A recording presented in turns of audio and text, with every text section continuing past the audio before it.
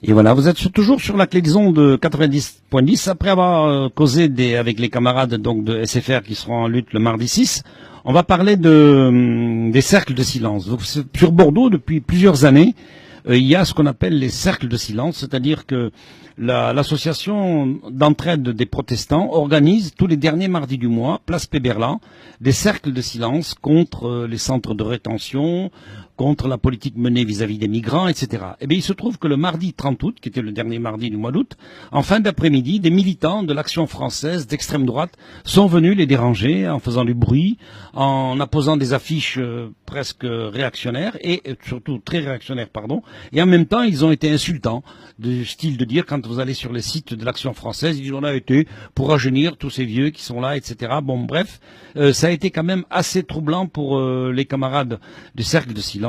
Et bien sûr, sur ce, on a interviewé Madame, elle va donner son nom. Excusez-moi, j'ai pas retenu. Tout à fait. Je suis déléguée régionale de la Fédération de l'entraide protestante.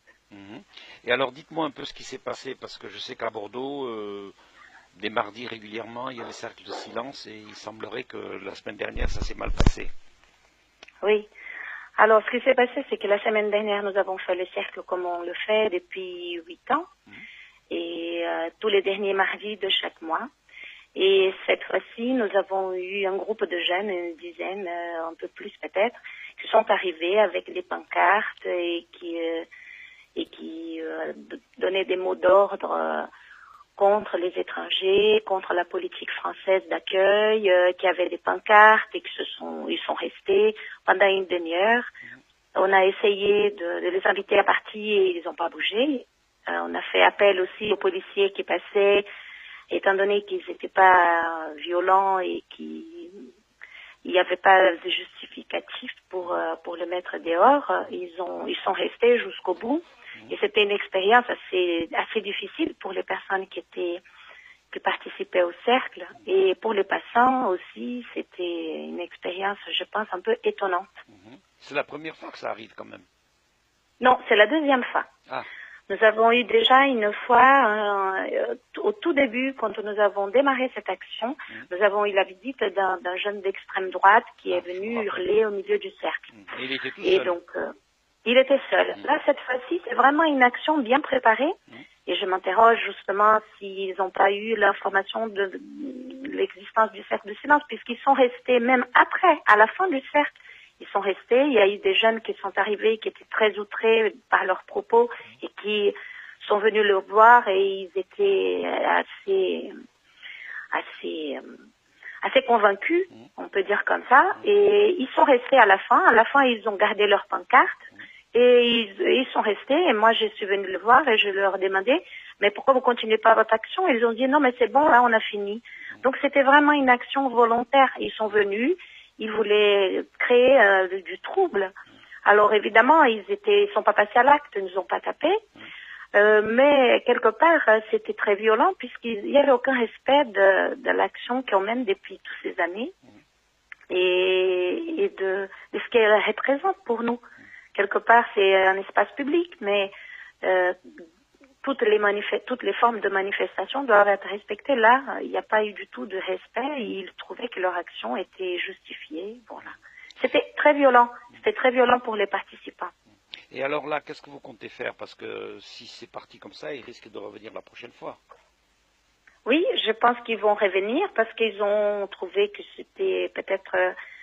Mais je sais pas, hein, je connais pas leur organisation, ils vont peut-être revenir.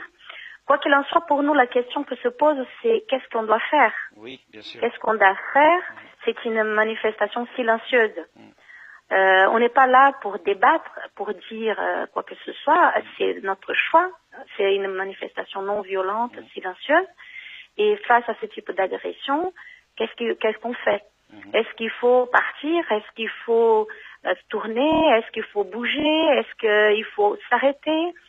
C'est peut-être ce qu'ils souhaitaient. Quoi qu'il en soit, les petits groupes qui étaient là et moi-même, nous ne sommes pas arrêtés.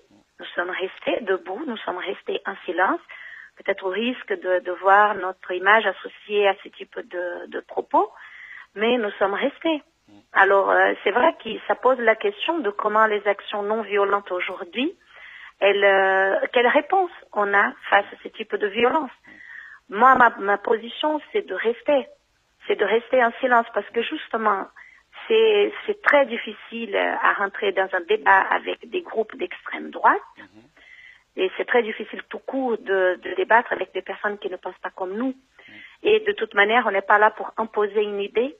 On est là pour juste dire que nous sommes tous humains, ce qui nous habite, c'est justement cette humanité commune et que la Terre nous appartient à tous. Et donc, si on rentre dans un débat, on va cliver les choses, on va rester dans une logique très manichéenne, ce qui n'est pas notre objectif. Notre objectif, c'est de dire nous sommes tous humains. La Terre nous appartient à tous et ces frontières, ce sont des constructions humaines. Voilà. Alors là, vous prévoyez de retrouver du monde et de vous revenir le 27 septembre?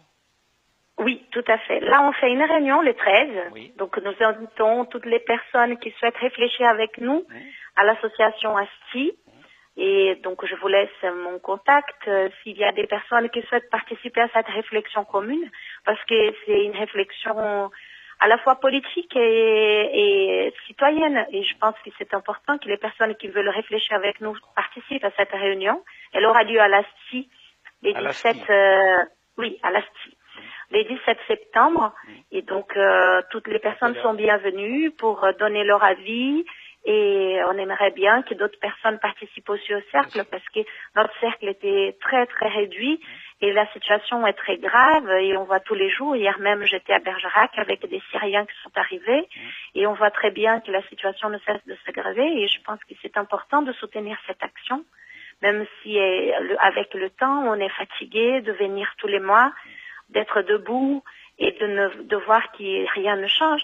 Mais quoi qu'il en soit, moi je trouve que c'est une petite graine qu'on pose là quelque part et par notre corps, par notre geste, peut-être qu'on peut éveiller notre propre conscience et la conscience des gens qui passent. Voilà. Donc une réunion le 17 à quelle heure? À 17h. À 17h. Attendez, non, c'est pas 17, les 13 mardi septembre. 13 septembre. Oui, voilà. Mardi 13 17h septembre. dans les locaux de l'ASTI. Voilà, D'accord. voilà. Et vous demandez aux personnes, évidemment, le mardi 27 de venir vous soutenir dans votre cercle de silence 18h30. en participant.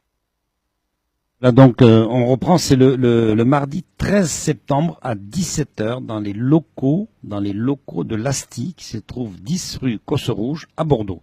Donc, pour avoir plus d'informations, puisque là j'ai zappé le tract que j'avais porté, qu'on m'avait envoyé par l'Utopia, l'association d'entraide des protestants, sur le Facebook, le mien, et sur celui de la Clé des Ondes et sur les blogs, il y aura les renseignements qui seront publiés dès demain matin. Alors, le 27 septembre, si les personnes ne peuvent pas aller à la réunion, je pense que le 27 septembre, il faut être présent pour montrer à ces groupes fascisants la force des mouvements pour la défense des migrants. Vous êtes sur la Clé des Ondes.